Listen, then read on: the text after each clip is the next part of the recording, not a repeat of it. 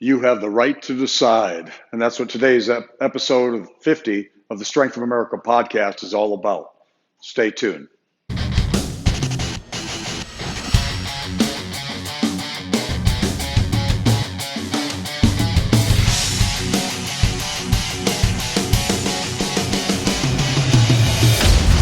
The Strength of America podcast.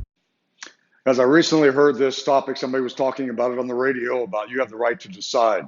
Made me think a little bit about what we do with our coaches and our parents, our athletes, everybody going into about the Strength of America program and about the personal responsibility.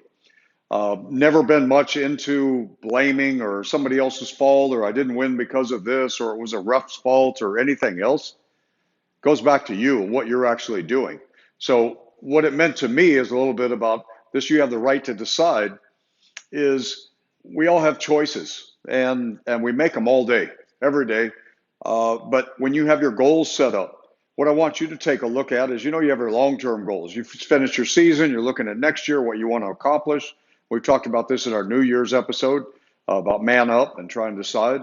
But this goes down a little bit more. I want you to think that the decisions you're making, are they actually going towards your goal?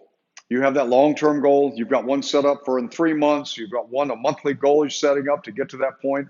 But then we talked about the daily stuff you're going to get there. That meal you're eating, is that helping or hurting you? And it's okay to have, that corn dog every now and then or something going into it we've talked about. But each meal as you're going through, when you look back at your day, can you say you made the best decisions in that day to help you reach that goal? And whether that's increasing your speed, your vertical jump, your reaction time, actually doing the things you need to not only make the team, but be the starting lineup. That's what I want you to think about. And those little things are what really help us make up who we are, what we go back to. Those that will make decisions on hiring us into a job later on or wanting to work with us as a coach or an athlete on that team. Sure, we see athletes all the time. We want them to have fun and a good time. But when I'm looking overall and putting guys together or recommending them, or when we've had lists where colleges have asked us, what about this specific athlete? I've got to tell them the truth. And I can say overall with most of our athletes, the guys that buy in and really get into the program, they're high end. You guys are doing things that make a difference and are helping you obtain those goals. But sometimes you get into it's playtime or I can do this or I don't need to do that workout. I'm going to come in later or it's, vacation time. I need a day off. All those little things add up. And when you're looking at somebody to help refer you for a job or something set up or onto a team, that's going to reflect. Just like the Facebook posts and things you're putting up there. Are you posting things that, like I told my kids and my athletes, that your grandma would be approved of? You'd approve of you making that message. Or that college recruiting coach is going to look back at the things you're doing. All of those things go into it. It's not just what's going on with your training, but your decisions in your life. We talked about a little bit ago is at the end of that day, when you look back at it, did you overall do the things you needed to make yourself a better person? Did you help somebody else? Did you get the meals in you needed to so you could have more energy and recover faster after that next workout you're going into? Did you take shortcuts when you did a drill? You were finishing up a drill and instead of that last 5 yards digging into a hard sprint, you hit cruise control. If you want to get better and you're doing something specific to it, whether it's your speed drills, your power drills, that squat, when you finish that set or that rep, it's got to be all you have.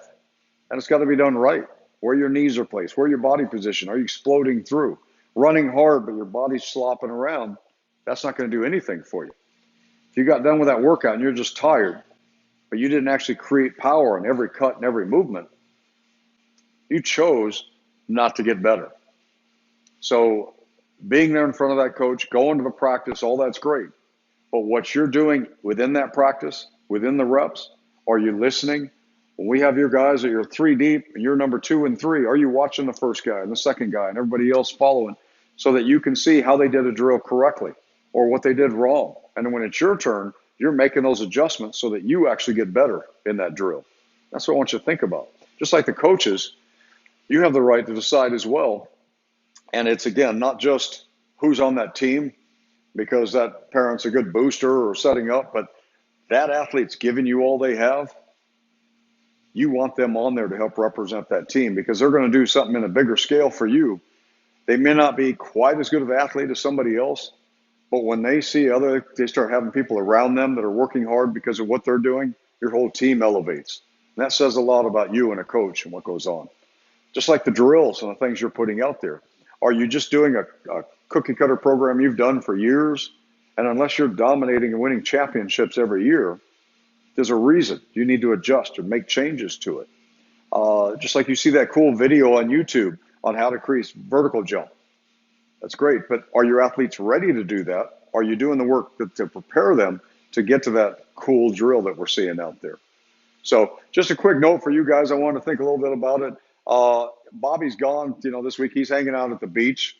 Old Bob's stuck here working, but we're having a good time. He's recovering. He needs it. He's not quite as good a shape as Bob is, so he needs a little downtime. Yeah, I'll get that when he comes back. But, I just thought it was a good topic going into it when I heard it. And, getting back to you guys a little bit about it is really taking a look at the decisions you're making and are they doing what you need to become your best. Comment below on some of the things you're doing, some of the decisions you've made, or, hey, I'm not. What can I do to help get that on track? Be glad to help you with that. Get you some resources to get that done. So thanks for following. Look, we've got exciting stuff coming up into it. Actually, in about a month now, about 5 weeks, we've got a special event we're going to announce sometime this week, specific to our 30th anniversary of Strength of America. So make sure you like and you subscribe. If you're not already, you'll be the first to find out about it. We'll have limited spot for this clinic going into it, but it's just for our audience and people out there. Give back as a way of thank you for 30 years of support. So hit our Instagram, everything else as well. Hit all the links, strengthofamerica.us. You'll find our stuff and the SOA podcast on everything else. All right. Thank you guys for being part of the Strength of America family, and we'll see you next episode.